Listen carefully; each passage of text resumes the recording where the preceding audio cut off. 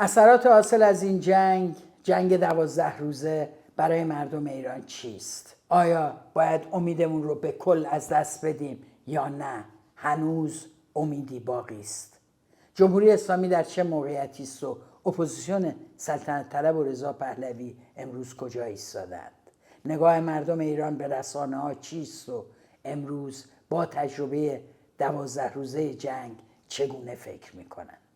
آیا چپ وظیفه‌مند هست برای دوره آتی و اگر بله این وظایف چه هستند؟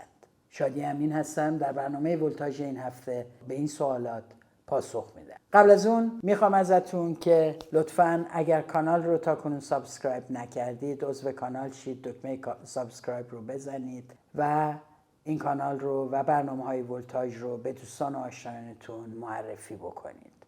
ما شبکه و رسانه ماهواره‌ای نداریم، برای همین علاوه بر کانال یوتیوب کانال تلگرام رو با نسخه صوتی بحث‌هایی که مطرح میشه برای دوستان ایران که محدودیت اینترنت دارن ایجاد کردم و ازتون خواهش میکنم برای کسانی که در ایران هستن برای اینکه بتونن راحت‌تر به این موضوعات دسترسی داشته باشن کانال تلگرام رو به اشتراک بگذارید. آدرسش در زیر این پست هست. 12 روز جنگ رو از سر گذروندیم. الان 2 هفته از آغاز جنگ میگذره. کجا ایستادیم؟ سوالیه که بسیاری از شما دارین، این که کجا ایستادیم. به نظر من ما جای بهتری ایستادیم. جمهوری اسلامی ضربات جدی خورده. طیف معتمدین به خامنه‌ای بخش عظیمیشون از بین رفتن. فرماندهان نظامی بخش‌های مختلف سپاه پاسداران به عنوان یکی از ارکان اصلی سیستم سرکوب از نمادستگاه اطلاعاتی گرفته تا مسئولین جنایات سالهای اخیر از سلامی و حاجیزاده و رشید و بسیاری دیگر کشته شدن. شما تصور کنین که یک خانواده 20 نفره 3 تاشون یهو بمیرن. خب خانواده طول میکشه تا از شوک این مسئله در بیاد. خامنه‌ای یک دفعه یک عالمه از اطرافیانش از دست داده. همونایی که می آمدن تو اون صف دیدارهای رسمی باهاشون جلوها می نشستن یهو تصور کنین 2 ردیفش خالی شده. همه اون وی آی پیش خالی شده. معلومه که ترس ورش می داره. اصلا حتی از دست دادن کسایی که باهاشون تمام این سالها حفظ قدرتش رو ممکن کرده بود. اینجاست که ما از این جنبه در جای بهتری ایستادیم. این رو چرا میگم و چرا روش تأکید میکنم و چرا میخوام که از همین موضوع به عنوان یک پیروزی در جنگی ناخواسته و تحمیلی از این نقطه حرکت کنیم و بریم جلو. فکر کنیم که علی‌رغم همه آن بیم و امیدهایی که شما در طول این جنگ تجربه کردین اما لحظاتی از شنیدن خبر اینها شاد شدید. امروز عقل سلیم میگه تضعیف جمهوری اسلامی و نهادهای قدرتشه که ما رو خوشحال میکنه. قیافه خامنه‌ای که با ساعتها تأخیر پس از اعلام آتش بس در روز دوم در واقع میاد و میشینه و با اون چهره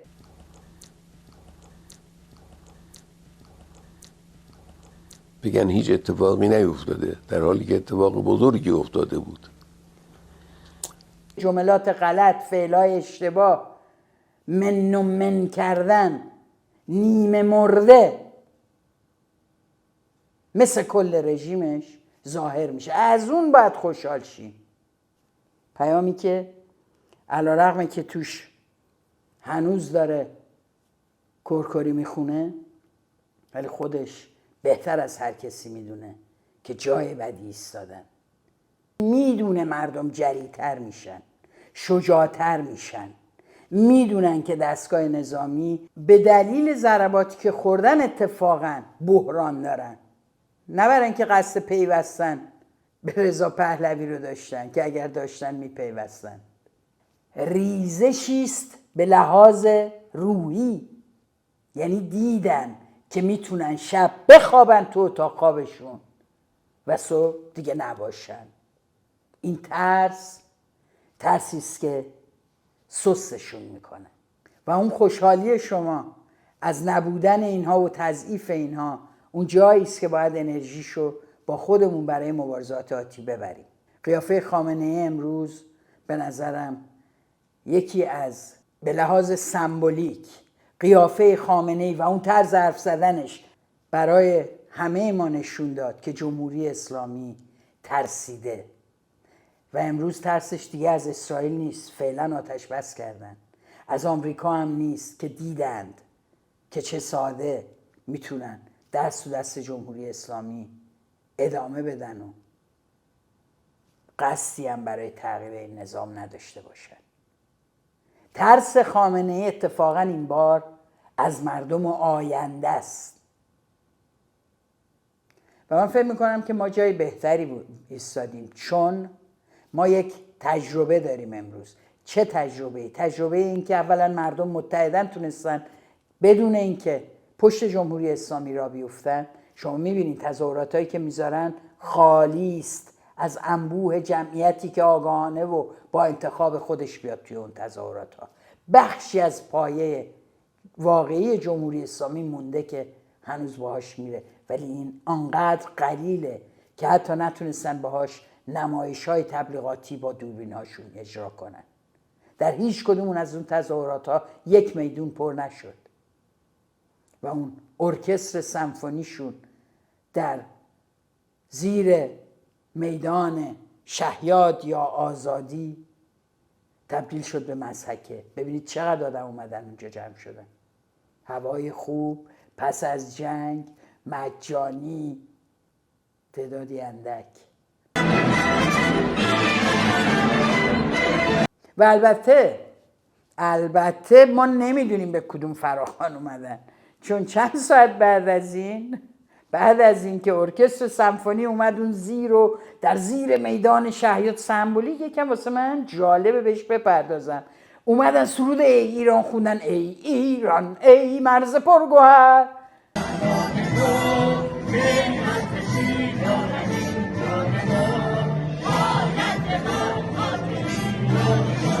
رضا پهلوی پیام داد و گفت از این پس مردم ایران، درسته که ما این بار موفق نشدیم، اما برید نافرمانی مدنی کنید، مثلا با خواندن سرود ایران. هر فرصتی استفاده بکنید برای ایستادگی در مقابل نظام، با خواندن سرود ایران، با شعارهای شبانه یا دیوارنویسی یا هر گونه نافرمانی دیگر. واقعا من برام سوال پیش اومده، این میفهمه این کارا شده بعد فراخوان میده، یا اینکه اونا میدونن اینا میخوان فراخوان بدن قبلش انجام میدن؟ یعنی ممکن سوراخی در دستگاه رضا پهلوی از قبل از اینکه این بیچاره فراخوان بده اونا کارو انجام دادن. خوند آقای رضا پهلوی، آوردن همه هم آوردن تو تلویزیونشون هم پخش کردن، سرود ایران هم خوندن. تصویر مضحک یک رهبری بی‌لیاقت. یعنی حتی در توضیح شرایط پس از جنگ آنقدر ناتوانه که به همین چند جمله‌ای که میتونه بگه برید نافرمانی مدنی به هر شکلی که خودتون میدونید. پس شما رو میخوان چیکار دیگه اگه خودشون میدونن و انجام میدن؟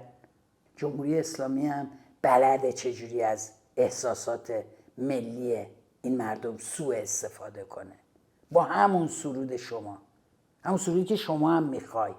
تصور کنی یه عده دارن برای جمهوری اسلامی سرودشو میزنن، یه عده برای رضا پهلوی. مسخره این شما.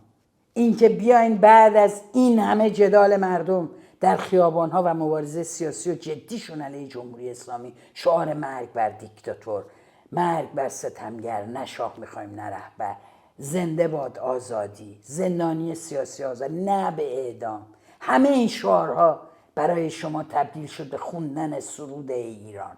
مردم از این به بعد دیگه شاهزاده گفتن میخواین اعتراضتون رو نشون بدین، همینجور تو پارک‌ها مثلا راه برین سرود ایران بخونین، ایشالله جمهوری اسلامی میفته. جمهوری اسلامی تو این اوضاع داره حد اکثر استفاده رو میکنه برای اینکه دوباره جامعه رو شقه بکنه، دوباره دیگری سازی بکنه. امروز افغانستانی هستن، این افغان باعث شد فلان فرمانده خونش آدرسش لو بره، این افغانستانی باشه. آخه اون بیچاره افغانستانی که اونجا زندگی میکرده از کجا میدونسته خونه سلامی کجاست، که حاجی زاده کجا زندگی میکنه؟ بپرسید از قدیمی ترین شهروندان تهرانی، ببینید میدونستن اینا کجا زندگی میکردن. که شما امروز یک افغانستانی رو که از ترس جونش باشه اومده ایران، حالا یا قانونی داره زندگی میکنه یا هنوز امکان پیدا نکرده، شما اینا رو دارید دسته دسته میگیرید یا بر میگردونید یا میخواید قربانیشون کنید برای اینکه بگید این ما همه جاسوسای اسرائیلی رو شناسایی کردیم کشتیم. شما نیاز دارید به این فضا. البته دیگرانی هم به شما این خط رو میدن، مثل علی علیزاده. میخواد یعنی مردم ایران باید ببینن که اگه سال 60 در وسط مثلا جنگ صدام حسین علیه خاک ایران مسعود رجوی و غیره از عراق کمک میگرفتن، بختیار از عراق کمک میگرفت، خب شما با اون چیکار میکردید؟ با اونا چیکار میکردید؟ الان باید با اینها همین کارو کنید. مثل علی افشاری. من بیانیه آقای علی افشاری رو دیدم.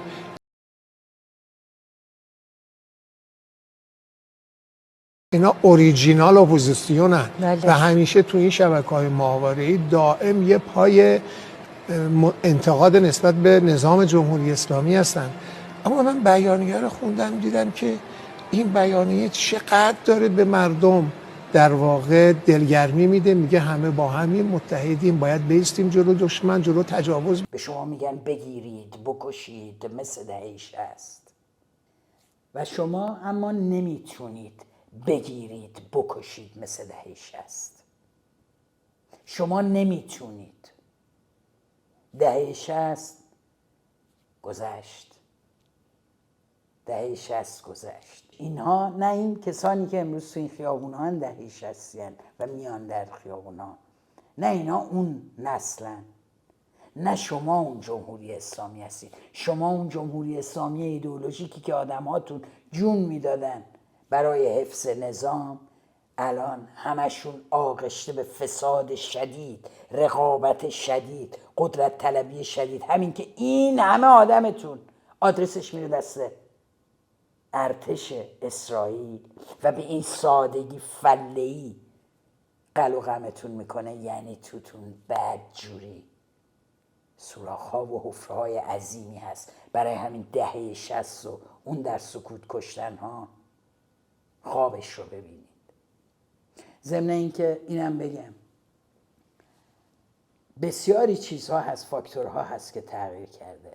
میزان مخالفت مردم با شما امکان نداره این مردم رو دوباره مثل دهه 60 به جاسوسان شما بدل کنه. تلاش کردید در 12 روز جنگ که مردم رو به عوامل مزدور بیجیر مواجب خودتون بدل کنین و ازشون بخواین که از همسایه و دوست و برادر و خواهر خودشون برای شما خبر بیارن کی سامسونت داره، کی وانت داره، کی کجا رفت و آمد داره.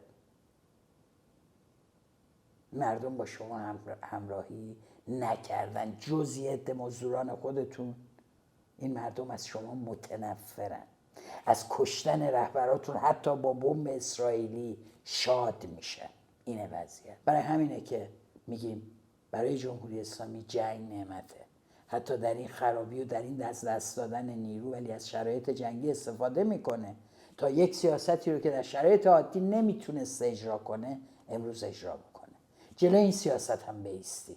نگذارید از شما کسانی رو بسازند که میرید آدرس مهاجر افغانستانی بهشون میدین یا تحقیر میکنید یا افغانستانی ها رو طرد میکنید. این اونجاییست که اتفاقا اجازه نباید بدید که جمهوری اسلامی در خدمت سیاست خودش از شما استفاده بکنه.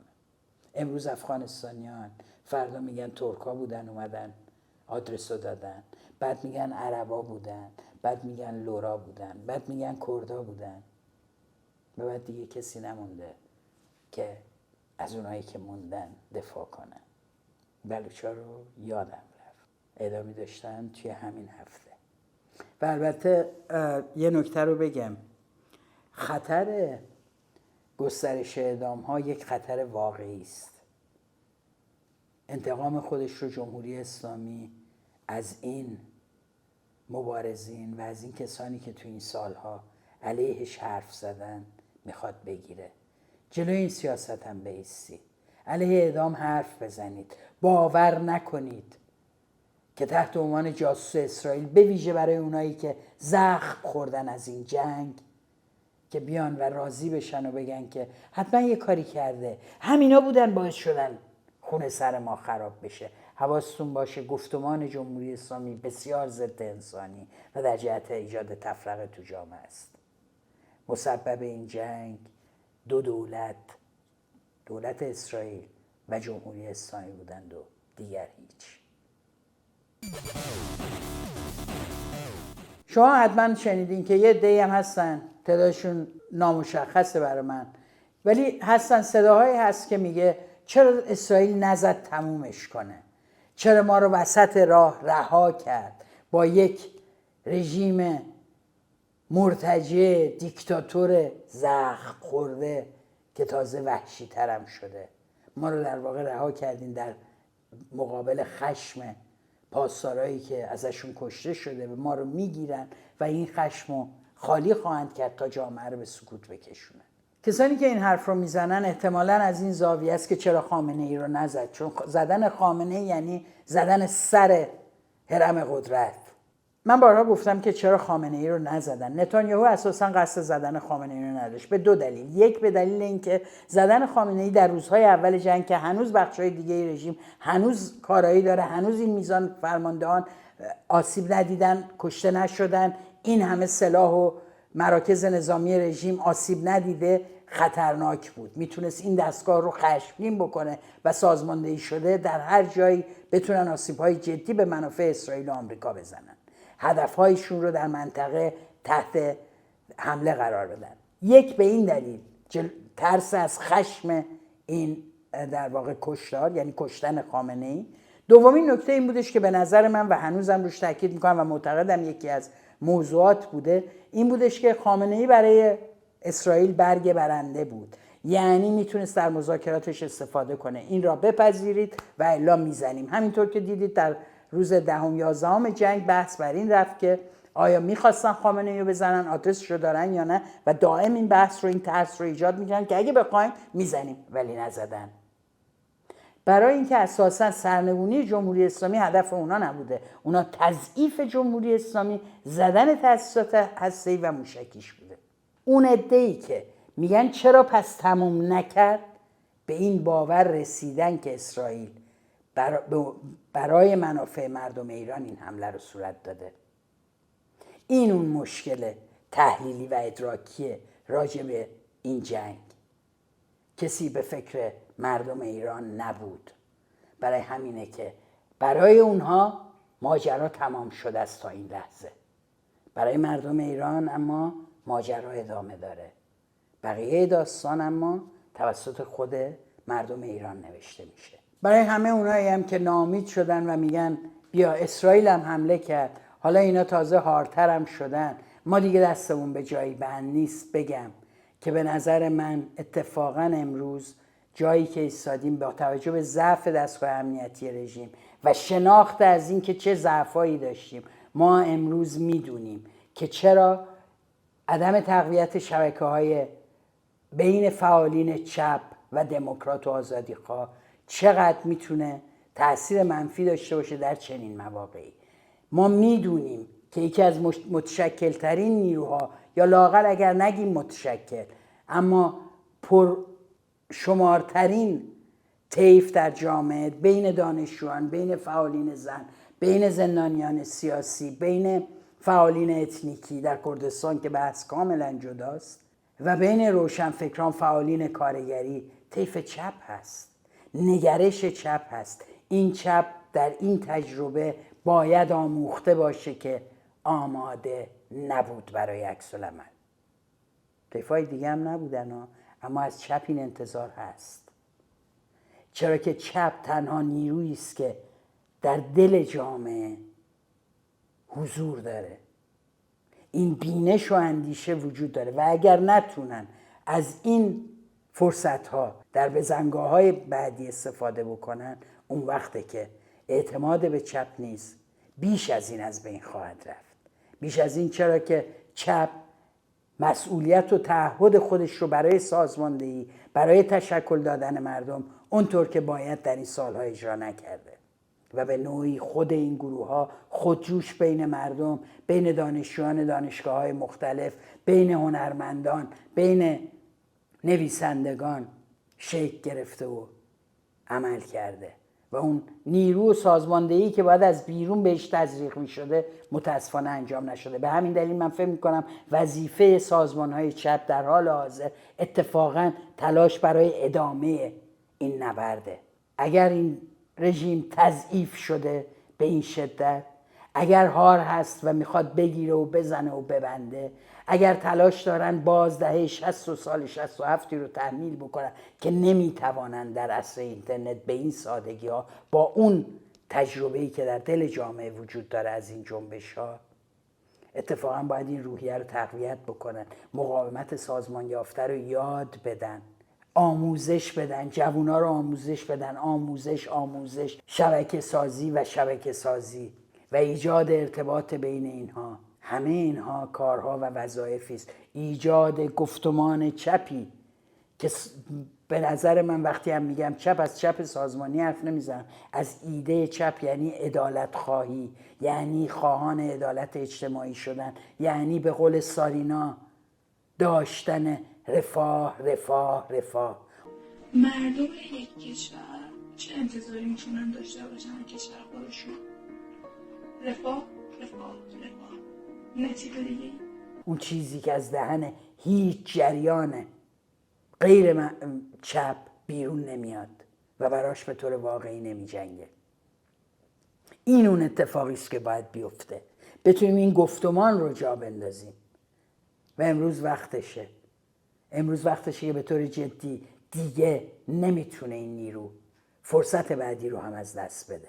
ما اینو به خودمون، تاریخ بیش از 46 سال مبارزه هدفمند و مداوم این جریان و هزینه هایی که داده در زندان ها و در بالای چوبه های دار، به او بدهکاره. از این جنبه به نظر من وظیفه ما برای دادن این روحیه و امیدواری که اگر رژیم سرکوب شده، اگر ما به این تجربه دست پیدا کنیم، اگر جریان راست افراطی تضعیف شده، ما میتونیم و باید بتونیم از ضعف بین‌المللی جمهوری اسلامی، از ضعفش در سیستم امنیتی و نظامیش نهایت استفاده رو ببریم. این تجربه به نظر من تجربه بسیار هشدار دهنده است برای جریانی که دلش واقعا برای مردم و آینده ایران میسوزه. طبیعتاً تو این دوره ها، در دوره‌ای که برخی احساس استیصال و شکست میکنن، دنبال راه‌های رادیکال‌تر مبارزه میرن که بتونن مهر نهایی رو بر این روند بزنن. ایده مبارزه مسلحانه و متشکل شدن برای دسترسی به سلاح برای آینده که با دستان خالی دوباره با حاکمیت در نیفتیم، یکی از ایده هایی است که بین عده زیادی این روزها مطرح شده. جالبه که این هم جزء چیزهایی است که چپ و برخی سازمان‌های دیگه سالها بابتش تحقیر شدن، فحش خوردن که چرا در دوره‌هایی دست به مبارزه مسلحانه زدن. اینکه مبارزه مسلحانه توضیحش چیه، چه تئوری پشتش خوابیده، چه جاهایی موفق بوده، چه جاهایی خطا داشته، بحث الان من نیست. ولی آنچه که واقعی است اینه که مردم مسلح مردمی هستن که به پیروزی سریعتر و راحتتر میرسن. تصویری که میخوان بدن اینه که مردم مسلح خطرناکن. نه، مردم مسلح مردمی هستن که کنترل امنیت خودشونو و در زمانی که در نبرد هستن و تو خیابون ها هستن میتونن از خودشون دفاع کنن. شما وقتی با موشک انتظار دارید برسید به آزادی، چرا با سلاحی که میتونه به شما امنیت بیشتری بده برای مبارزه نرسی؟ این سوالیه که تو ذهن خیلی‌ها شکل میبنده و فکر میکنن با این نظام باید مسلحانه در افتاد. ولی ببینید، مبارزه مسلحانه آخرین مرحله یک مبارزه وسیع توده است. اگر نخواد به شکل مبارزه جدا از مردم و صرفاً به عنوان یک حرکت در واقع مسلحانه به عنوان تاکتیک یا استراتژی یک سازمان یا یک گروه کوچک چریکی و غیره در بیاد. صحبت کردن سر اعتصابات، شروع یک مبارزه به این شکل و پس از اون شکل دادن یک حرکت سراسری، اینها اشکالیه که حتما تشکل‌های محلی، تشکل‌های صنفی سیاسی، تشکل‌های کارگری در بخش‌های مختلف مد نظر دارند که چگونه اعتراضاتشون رو سازمان بدن و این امر رو سراسری به پیش ببرن. اعتصاب سراسری و یک اعتصاب عمومی سیاسی که تمام جامعه رو در بر بگیره، اگر نتونه شالوده‌های نظام رو از هم بپاشه، اونجاست که حمله به نهادهای نظامی، مسلح شدن مردم، اون روزی است که در واقع میخ آخر رو به تابوت جمهوری اسلامی میتونه بزنه. این بحث ها اما مطرح شده و به نظر من خوبه که در موردش بیشتر و بیشتر گفته بشه و راه حل پیدا بشه. این میتونه تو جمع‌های محدود یا توی گروه‌های همیار یا همراه یا هم نظر مطرح بشه و به بحث گذاشته بشه. و همین دلیل من فکر می‌کنم حتی در پیشبرد بحث هامون، در تبادل افکارمون نمیبایست دوباره منتظر بشیم تا یک اتفاقی بیفته و ما واردش بشیم و عکس العمل نشون بدیم. از امروز ما باید سعی کنیم آماده بکنیم خودمونو برای چنین روزی. وقتی هم میگم ما، عمدتاً منظورم مردمی هستش که در داخل ایران برای رهایی از این رژیم بیشترین منفعت رو دارن و دلم میخواد که اونها به این بحثا بپردازن و یک چیزی رو برای خودمون حل بکنیم. یک چیزی رو حل بکنیم. نمیشود از شر رژیمی مثل جمهوری اسلامی راحت شد بدون اینکه براش کار کرد. جمهوری اسلامی هر روز اتاق فکرش، هر روز دستگاه امنیتیش، هر روز دستگاه سایبریش، هر روز وزارتخونه‌اش، هر روز دستگاه بیت رهبریش جلسه دارن، میشینند، حرف میزنن، سیاست تعیین میکنن، مجلس دارن، بازوی اجرایی دارن. تمام این دستگاه داره کار میکنه برای اینکه شما رو در این بند نگه داره و شما نمیتونید دستگاه مشابهی به لحاظ دقت سازماندهی، به لحاظ ارتباطات، به لحاظ هدفمند بودن و انجام تاکتیک و ارتباط و تعیین سیاست روزانه نداشته باشید و این رژیم رو بندازید. نمیتونید. برای همین میبایست سیاسیونها رو به طور جدی بالا زد. هر کسی سهم خودش رو میبایست برای تاریخ این کشور و مردم خودش بازی بکنه. بریم بحث بکنیم، بریم جدل بکنیم، شرایط منطقه‌مون رو بشناسیم، بدونیم چه کاری میتوان کرد که جمهوری اسلامی تضعیف شود بیش و بیش از آنچه که امروز هست و چطور میشه این روحیه رو در مردم افزایش داد و مردم رو تقویت کرد. چون شما دائم ما از تضعیف جمهوری اسلامی در منطقه و در داخل حرف میزنیم بدون اینکه قدرت مقابلش یک قدم جلو اومده باشه به لحاظ سازماندهی، به لحاظ گفتمان سیاسیش و طرح مطالباتش و خلاقیت در روش‌های مبارزه. ببینید در کنیا کاری که دانشجویان میکنن، روزهای مشخصی از هفته در محلات گوناگون برنامه‌های گوناگونی میذارن تا این مبارزه هم دائما در جریان باشه، هم خسته‌شون نکنه و به این ترتیب موفق شدن جنبشی رو بیش از 2 سال بیارن و دیگه تبدیلش بکنن به یک جنبش توده‌ای گسترده. به نظرم وظیفه تمام کسایی است که این روش‌ها رو می‌بینن در کشورهای دیگه، می‌بینن چه روش‌هایی جواب داده، اینها رو ترجمانش رو با توجه به وضعیت ایران بیان و بررسی بکنن و ارائه بدن. ما به این کارها امروز بیش از هر زمان نیاز داریم. این تجربه نشون داد به بسیاری از کسانی که دنبال ناجی بودن تو ایران و فکر میکردن اگه برن سر قبر فردوسی و سر قبر کوروش رو بخونن که این آخرین نبرد پهلوی برمیگرده، با بمباران اسرائیل میرسن به یک ایران آزاد و دموکراتیک و بدون اینکه کاری کرده باشن. بمب هم که انشالله به خونه های اونا نمیخوره، میره اونایی رو میزنه که پهلوی دوست نداشتن. این عده هم فهمیدن که امید بستن به این امامزاده کار اشتباهیه. بگذاریم که تو خود نیروهای اینا هم یک ریزشی رخ داد. برخیشون خیلی ناراحت بودن که این چجوریه، این چجوری نیروی ملیگراییه که تمامیت ارضی و همه جامونو تو سقف آسمونو شده اتوبان اسرائیل و هواپیماهای اسرائیلی و موشک‌های اسرائیلی و بعدم آمریکایی، و اینا میگن فرصت طلاییه و محکومم نمی‌کنن. اون نیرو هم فهمید که اساساً زندگی و جون این مردم برای اینا مهم نیست. برای بالا رفتن از پلکان‌های قدرت روی هر شونه و هر جسد پا میذارن. نه این بگین اتهام زدیم ما.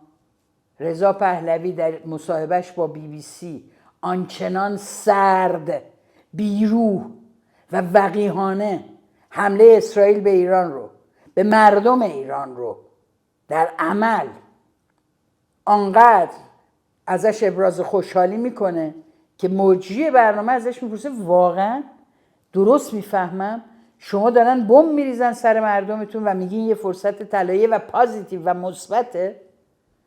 جوابش اینه که من یقین دارم اسرائیل قصد زدن غیر نظامیان رو نداره. Are you actually saying then that Israel bombing your country, civilians in Iran being killed, is a positive thing? I'm not saying that the targeting was meant to hurt the Iranian people. The targeting was meant to basically neutralize the regime threat. Clearly, I don't think that it was an intention of the Israeli government to attack Iranian civilians.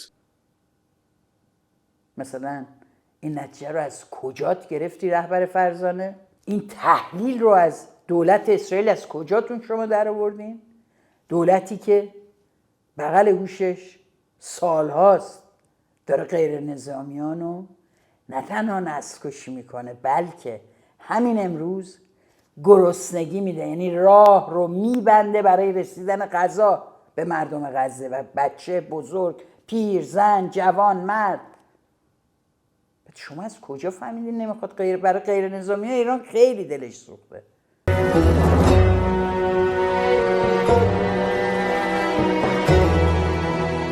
تمام 12 روز جنگ خبررسانی رسانه‌ای مثل ایران اینترنشنال و من و تو این بود که خیلی خوشحالی.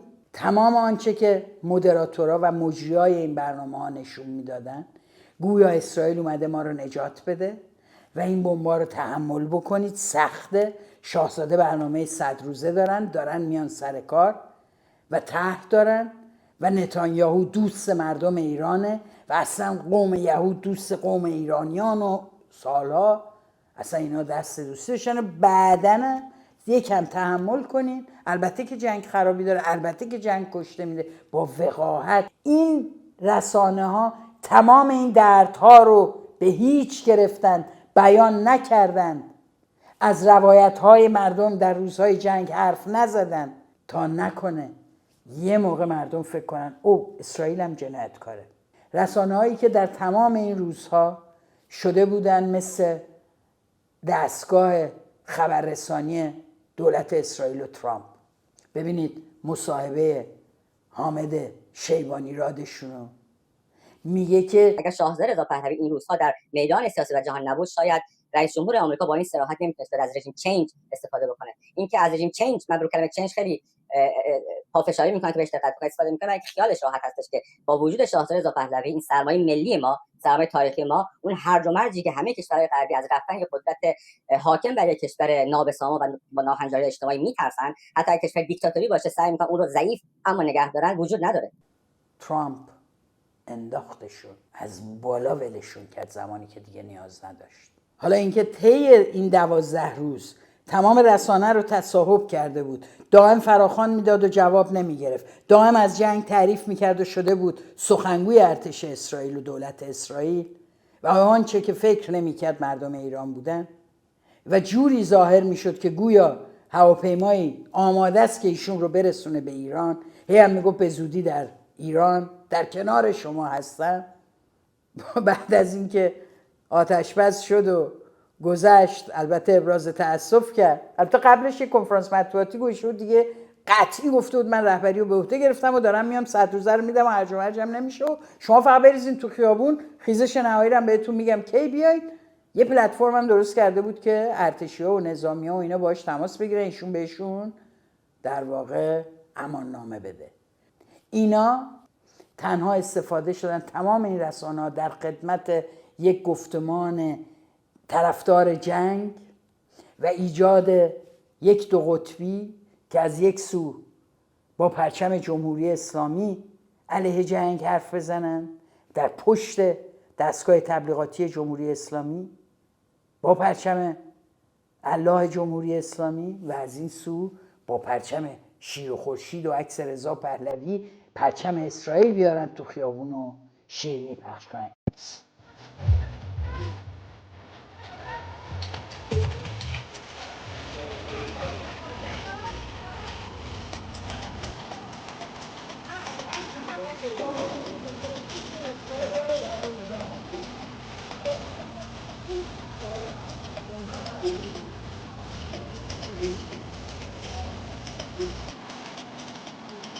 این اتفاق تماما توسط این رسانه ها خوراک بهش داده شد. این رسانه ها تشویق کردن چنین شیوهی برخوردی رو نسبت به رنج و درد مردم ایران. این اتفاقایی بود که توی این روزهای جنگ برای مردم خیلی آگاه گرایانه بود. یعنی خیلی چیزها روشن شد، چیزهایی که واقعا شاید سالها طول میکشید که بفهمند و فهمیدن که این رسانه ها نه رسانه هایی برای تقویت گفتمان آزادی خواهانه مردم ایران، بلکه در خدمت یک آلترناتیو سازی کاذب با بودجه دقیقاً همین دولت ها داره انجام میشه. اینجاست که اعتمادشون رو به این رسانه ها هم به درستی از دست میدن. بسیاری هم دادن. توجه به کانال های یوتیوبی، توجه به رسانه های مستقل آلترناتیو، از همین بی‌اعتمادی به این رسانه های اصلی که با هدف سیاسی معینی در خدمت یه سری دولت های ارتجاعی دیگر داره کار میکنه، این بی‌اعتمادی حاصل در عمل دیدند. اما فقط در طول این 12 روز ندیدن، بعدش هم دیدن که چطور مجری من و تو میاد با پررویی و وقاحت به مردم فحش میده و میگه لیاقتتون همینه، بشینید خونه دوباره 46 سال همینجور ذلت بکشید، دانشگاه نداشته باشید و فحش میده و عصبانیه. آقا هموطن، ما دوچار زیست هستیم، مثل باکتری ما زندگی نمی کنیم. ما فقط داریم عین خودمون رو تکثیر میکنیم و همونجوری میریم جلو، بدون امید، بدون آینده، بدون برنامه، بدون شادی، بدون هیچ چشم‌اندازی که میتونه آینده رو برامون شیرین، جذاب و رویایی جلوه بده. ما هیچی نداریم برای از دست دادن. از چی دقیقاً داریم میترسیم؟ از این زندگی خفتبار، از یارانه‌ای که هر ماه میریزن تو حسابمون، با بدبختی که آیا بدن آیا ندن، آیا تو کدوم دهک قرار بگیرم و چقدر به من بدن، با این کوپن‌هایی که دارن بهمون میدن که زنده بمونیم و نمیریم. اسم چی رو زندگی گذاشتید؟ چی رو میترسید از دست بدید؟ کرامت انسانیتون رو، زندگی لاکچریتون رو، ماشین‌های آخرین مدلی که سوار میشید، یا سواحل زیبای کشورم که ازش نمیتونید بهره ببرید؟ از چی میترسید؟ چی رو میخواید از دست ندید که میترسید ازش؟ چی رو از ما نگرفتن که الان بترسیم از دستش بدیم؟ از چی میترسیم؟ اتفاقا اگر ترسی هست باید از فردا باشه، فردایی که تاریخ ما رو قضاوت میکنه، فردایی که تاریخ می‌نویسه یک مشت ملتی بودن بچه‌شون رو جلو چششون کور کردن، بهش تجاوز کردن، قتل کردن، پیکر بچه‌شون رو دزدیدن، گورهای دست جمعی ازش درست کردن و این مردم تماشا کردن. با بدبختی، با خفت، با حقارت زندگی کردن، چسبیدن بهش داره، اونم دو دستی. از چی میترسیم؟ آقا اینو بازنشسته ها، آقا اینی که میاد کنار خیابون گردن کج میکنید میگید حقوق من کو؟ شماها این آتیشو انداختید به دامن مملکت، خودتون بیاید خاموشش کنید. چی دارید برای از دست دادن؟ عمرتون رو که کردید، عزت و کرامت انسانیتون که ازتون گرفتن، بچه‌هاتون که باهاتون لجن و حرفتون رو قبول ندارن، در جامعه هیچ جایگاهی ندارید. چی رو دو دستی چسبیدید؟ بذارید یکم رک با هم صحبت کنیم، بذارید یکم واقع گرا باشیم. چی رو دو دستی چسبیدید؟ جوون 16 ساله رو میری جلو گلوله، خودت میری گردن کج میکنی حقوقم کو؟ از چی میترسیم؟ چی برامون مونده که از دست نداده باشیم به جز این زندگی خفتبار؟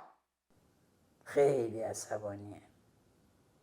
اینا همه فکر میکردن که کدوم طبقه در صدا و سیمای آتی اینا قرار دفتر دستک داشته باشه. چنین وقیحانه رسانه‌هایی که تبدیل شده بودن به بلندگوی تبلیغاتی دولت اسرائیل و ترامپ و البته هر جا هم میخواستن توازن رعایت کنن، یک کسی که از طیف محور مقاومت بود یا از طرفداران جمهوری اسلامی بود، حالا نهفته ترش، پنهان ترش، می آوردن کنار اینا. یعنی یک فضای دو قطبی مطلق. صدای سومی که صدای شما بود، صدای دیگری که صدای شما بود، خفه شد. صدایی که میگفت نه به جنگ، نه به جمهوری اسلامی، میگفت تکلیف ما با جمهوری اسلامی توسط خودمون روشن میشه و بمب‌های اسرائیلی و آمریکایی و هر جای دیگه‌ای از دلش دموکراسی برای ایران زاده نخواهد شد. این اتفاق رو این رسانه‌ها با بی‌مسئولیتی کامل در تمام این روزها این گفتمان رو پیش بردند. البته احتمالاً از پایان جنگ هم خوشحال نبودند. 12 روز 4 رسانه، یعنی 3 تا رسانه داشتن، ایران اینترنشنال، من و توشونو داشتن، بی بی سی هم داشت همینجور تلاششو میکرد که یه موقع خدایی نکرده کم وقت نده به اینا. همه سخنرانیایی که کرد و هر توییتی زد و هر میخواستم واقعا بگم، یعنی واقعا هر حرف بی ارزشی که زد انعکاس و بازتاب وسیع بهش دادن. با این وجود رضا پهلوی عرضه نداشت پس از 3 فراخوانش برای اینکه بریزین مردم تو خیابون و خیزش مال شماست نشون داد نه وقت شناسی انقلاب و فراخوان به اعتراض و به خیابون اومدن رو میشناسه، نه روحیات مردم رو میشناسه، نه میفهمه زندگی زیر بمباران و مبارزه زیر بمباران یعنی چه. این آن چیزیست که اون عده منتظر ناجی هم فهمیدند و ما از این لحاظ هم جای بهتری وایسادیم. رضا پهلوی و به قول خودش تیمش آبرو باخته شدند. مردم فهمیدند که به او به صرف فامیلی پهلوی داشتند، به صرف پسر شاه ساقط شده سابق بودن، نمیخوان اعتماد بکنن، نمیتونن اعتماد بکنن، به حق ندارن با این تجربه. و این ریزش دردناکیه دوستان عزیز. شما کسی رو فکر میکنی ناجیته، فکر میکنی این اون کسیه که میتونه و دل خوش میکنی بهش و یهو در کنار ترس و دلهرهای روزهای جنگ میفهمی که از او هیچ بخاری بلند نخواهد شد. این حس تنهایی دردآوره و بسیاری از هواداران رضا پهلوی در اون جامعه سانسور زده و سرکوب شده ایرانی، کسایی که فقط این دو مقایسه رو میکردن، کسایی که یاد گرفتن در تمام 46 سال جمهوری اسلامی با گفتمان بد و بدتر زندگی کردن، بین احمدی نژاد و معین، بین روحانی و جلیلی، بین پزشکیان و جلیلی، بین خاتمی و بین رفسنجانی و بین دائما یک بد گذاشتن و یک بدتر که هیچگاه مردم قدرت دنبال راه‌های دیگر رفتن نداشته باشن. این دوگانه رو یا جمهوری اسلامی یا بازگشت به قبل از انقلاب 57 رو سلطنت طلبان ایجاد کردن و امروز اون کسانی که به این دل بسته بودن متوجه شدن که رضا پهلوی لااقل عرضه این کارو نه خودش داره، نه تیمش داره و نه امر مبارزه و رهبری سیاسی رو میشناسه. اینجا هم پس ما جلوتر هستیم. در تمام این سالها چه در خارج از کشور چه در داخل کشور شعارها رو به انحراف کشوندن، مبارزات رو به انحراف کشوندن، تفرقه ایجاد کردن، گفتمان سیاسی و گفتگو رو بدل کردن به فحاشی سیاسی و جنسی و این فرهنگ کریه لومپنی رو در تمام سطوح سعی کردن گسترش بدن. این نیرو امروز نیم سوز شده. حالا من میگم سوخته، دوستانی میگن نیم سوز. اینجا هم ما جلوتر ایستادیم. خیلی مهم بودش که مردم بفهمن اینو. مردم اونجایی فهمیدن که حس کردن تنها گذاشته شدن. مردم اونجایی حس کردن که فهمیدن کسی که میگفت تمامیت ارضی و حمله نظامی خط قرمزای من هستن، میگفت تمامیت ارضی رو سرش مذاکره نمی کنیم، چقدر ساده حاضره برای رسیدن به قدرت بدون مذاکره بدتش به هر جای دیگه. برای اینکه هممون میدونیم در یه برنامه دیگه من روی این تاکید کردم، گفتم اسرائیل در خدمت منافع خودش این جنگ رو شروع کرده. تحت عنوان آزادی ما و افغانستان و عراق جنگ ها رخ داده. بسیاری از کشورهایی که امروز هنوز از زیر بار جنگ بیرون نیامدن حمله رو تحمل کردن برای اینکه فکر کردن برای آزادیشون قراره که این بمب‌ها ریخته بشه. و این اون جایی بود که تمام گفتمان پهلوی، یعنی گفتمان ملیگراییشو ایران را پس میگیریم و میگا Make Iran Great Again تبدیل شد به این که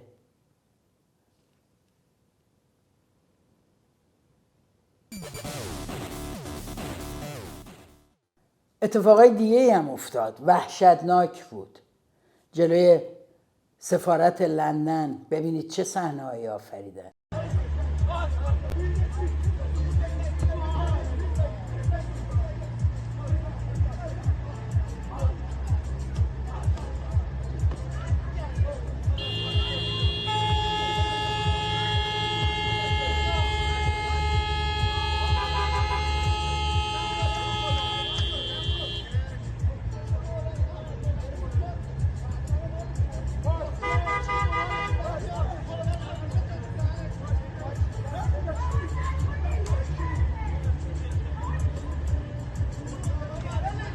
اینا هوادارای رضا پهلوی هستن و این آینده دموکراتیکی است که دارن به ما نوید میدن. این صحنه شما رو یاد چه صحنه‌ای میندازه؟ 46 سال مردانی این چنین.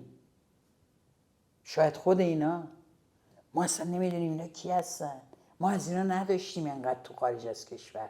تو اوج مبارزات ما در خارج از کشور ما از این نوعش نداشتیم که 5-6 نفری بریزن، همونجور که احتمالاً تو ایران طی سالهایی میریختن، چون خیلی خیلی رفتارشون شبیه همتاهای بسیجی و پاسدار و لباس شخصیاشون در خیابونای ایرانه.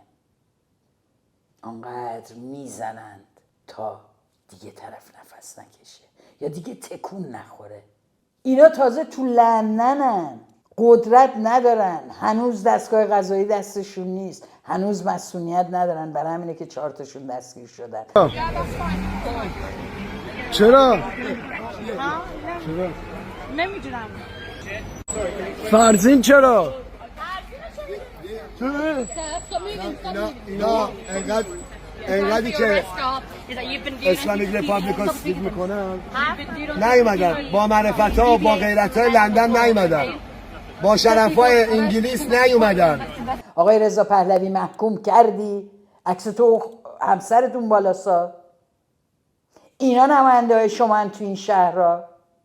این اکسیون 100 شهر که گذاشته بودین پروژه شما بود دیگه. بعد از شکوفایی، بعد از پروژه شکوفاییتون، پروژه 100 شهرتون، اینا شهر لندنتونن ها. جای دیگه تون هم همینجورن، فقط قدرت پیدا نمیکنن، جلوشون گرفته میشه. لاتهای اوباش هوادار پهلوی صحنه آفریدن که همه ما میدونیم که مهم نیست اون فردی که داره کتک میخوره کیه و چی گفته، 2 نفر، مهم نیست. همونطور که مهم نیست آن کسی که در خیابونهای ایران کتک میخوره به این شکل از سوی بسیجی‌ها و پاسدارها، ما فکر نمی کنیم فوری که او کیست، چه میگوید، کمونیست است، مسلمان است، بهایی است، سلطنت طلب است. ما به نفس این خشونت عریان از سوی یک نیروی سازمان یافته بسیار بی‌رحم علیه جون یک آدم اعتراض داریم. و اینجا اگه شما راست میگین که فردا نمیخواین این اوباشتون بیان تو خیابونا و این کارها رو تکرار بکنن، اگر مخالف این مناسبات هستین که البته تکرار روش های 28 مرداد 32 تونه که بابای شما رو آورد سر کار، اگر مخالفید شما وظیفه داشتید بلافاصله اطلاعی بدین، روش رو محکوم بکنید، این آدم ها اگه با شما ارتباط دارن ارتباطشون قطع بشه، اخراج بشن، دستور اکید بدین، یه کاری بکنید، از اون طرف عذرخواهی بکنید، یه کاری بکنید که فرهنگ مسئولیت برای هوادارهای شما از امروز جا نیفته که میتونن عکس رضا پهلوی رو بگیرن و به هر کی میخوان فوش خواهر مادر بدن، فوش‌های جنسی بدن و اینجوری جولون بدن و آدم‌ها رو تا مرز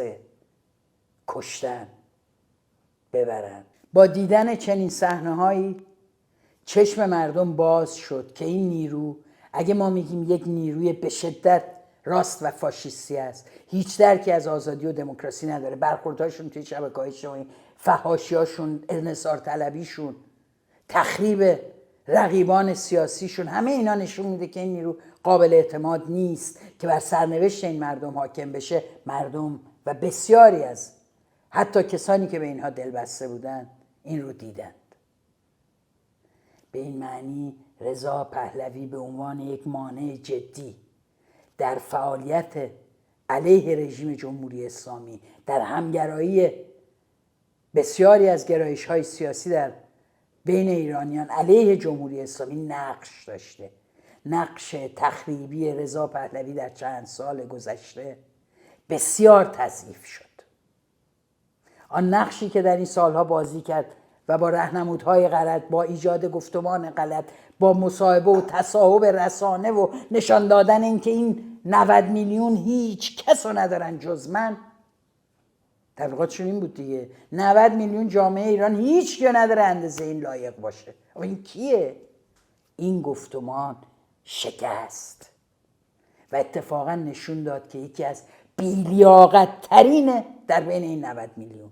ارزه نداشتی پیام همدلی بدی به این مردم و این اتفاقی است که به نظر من باید ما به فال نیک بگیریم. فرصت طلایی رضا پهلوی او را سوزاند. در واقع مردم دیدند که نهایتاً خودشون هستن که باید تصمیم گیرنده سرنوشتشون باشه و این سرنوشت رو به هیچ قیمتی به دست هیچ کسی نباید بدن، مگر اینکه در تجربه مبارزاتی در کنار خودشون اون آدم ها رو دیده باشن، اون آدم ها مثل خودشون هزینه داده باشن، مثل خودشون شجاعت داشته باشن، مثل خودشون صراحت داشته باشن و مثل خودشون منافع مشترک با هم داشته باشن. این اون تجربه است که باز ما نسبت به قبل از جنگ بسیار جلوتریم. بسیاری از این حرفا رو نمیشد زد یا نمیشد زد و ثابت کرد و امروز برای مردم مثل روز روشن. مردم فهمیدن خودشونن و جمهوری اسلامی که باید بندازنش. ما زور زدیم که همه بفهمن اینو، خیلی ها ما رو باور نکردن و گفتن اینا 57 هستن، عقده 57 دارن. امروز فهمیدیم که اونا بودن که دروغ میگفتن و ما صادقانه داشتیم میگفتیم اینا اینن و مردم امروز این تجربه رو کردن. این تجربه دستاورد مهمیه. این اون چیزیست که من فکر میکنم که همه مردم امیدوارم پس از گذر از این روزا بتونن بهش فکر بکنن و توی زندگی جاریشون براش تلاش بکنن. یکی دیگه از اتفاقاتی که توی این جنگ افتاد زدن اوین بود، حمله موشکی اسرائیل به اوین. اوین جایی که زندانیان سیاسی گاه در انفرادی یا گاه بدون داشتن امکانات بهداشتی بیمار و یا سالخورده در تحت شرایط روحی بد پس از این چند روز جنگ و بیخبری از خانواده هاشون و عزیزانشون یهو موشک اسرائیلی میاد میزنه، عده بیگناه البته کشته میشن، عده غیر نظامی کشته میشن و مهمتر از همه زندانیان شوکی بهشون وارد میشه که شاید خیلی هاشون تا اون لحظه تجربه نکرده بودن. این زندانیان رو منتقل کردن بدون اینکه خیلی از خانواده هاشون هنوز بدونن به کجا منتقل شدن. بعد عده‌ای میان میگن به طور سمبولیک اوین رو زدن اوین هیچ توجیهی نداره. زندانی که زندانیان با ارزشی در اونجا دارن مدت محکومیتشون رو به سر میبرن. برخی دارن هر روز با خطر اعدام دست و پنجه نرم میکنن. بعد به سادگی از کنار این جنایت میگذرن و میگن دستگاه سرکوب رو داشت میزد. اعتراضات بسیاری در سطح بین‌المللی به حمله به زندان اوین شده. بسیاری نوشتن، زیبا نوشتن. کسانی که زندانی بودن در اونجا متن نوشتن که چطور چنین جنایتی برای کسانی که پشت اون دیوارها هستن، برای خانواده هایی که میان برای وثیقه یا ملاقات با عزیزشون جلوی اون در، زدن اون در یعنی چی؟ بعد میگن سمبولیک به سردر زده. یعنی اگه کسی بخواد توجیه بکنه جنایت یک رژیمی رو توجیه میکنه، اما واقعیت اینه که زدن زندان اوین هیچ توجیه انسانی نداره. نه باعث آزادی اون زندانیان میشد و قرار بود بشه و نه هلهله شادی در بین جمعیت به راه انداخت. مردم ایران عمیقاً عصبانی بودن و زندانیان که بسیاریشون هنوز از سرنوشتشون خبری نداریم قطعاً همچنان در بعد این حمله هستند. اما کسی مثل ایرج مصداقی با کراهت میاد و با خوشحالی از حمله به زندان اوین حرف میزنه و میگه دستگاه‌های سرکوب رو داره اسرائیل میزنه و امروز حتی راضیه که زندانیانی که اونجا هستند بمب رو سرشون میفته، اما از سیاست جنگ طلبانش و دفاع از نتانیاهو یادتونه میگفت من طرفدار اسرائیلم، دست بر نداره. جالب نیست؟ کسی که در پشت اون دیوارها بوده امروز بعد از این همه سال تهی از حس انسانی برای هممندان امروزش شده. هممندن، یه جورایی شما احساس باید بکنی اینها در دوره‌های مختلف تحت شرایط مشابه بودن، توسط یک رژیم سرکوب شدن، اما براش خیلی ساده است که بگه نهادهای سرکوب رو میزدن و به جان و سرنوشت اون زندانیان کوچکترین اهمیتی نده. این میزان سقوط اخلاقی فاجعه است. اما من میفهمم که این آدم دیگه در جایی قرار گرفته که واقعا هیچ معیار اخلاقی رو رعایت نمیکنه.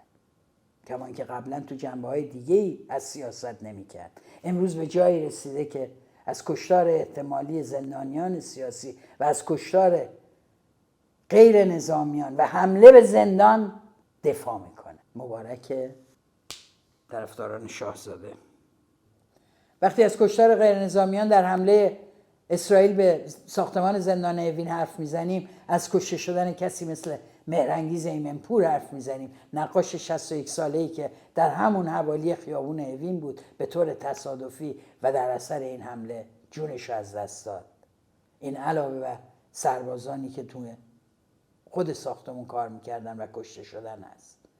بسیاری دیگر که شاید ما نمیدونیم. هنوز هیچ آمار دقیقی نداریم. از هیچ چیزی آمار نداریم. از تعداد کشته شده های غیر نظامی آمار نداریم. نمیدونیم چند نفر از جنایتکاران سران سپاه و ارتش و دستگاه امنیتی اطلاعاتی رژیم کشته شدن. هیچی هنوز نمیدونیم. اما هر روز داره تعداد اسامی که میدن بیرون به خصوص از کادرهای نظامی امنیتیشون بیشتر و بیشتر میشه.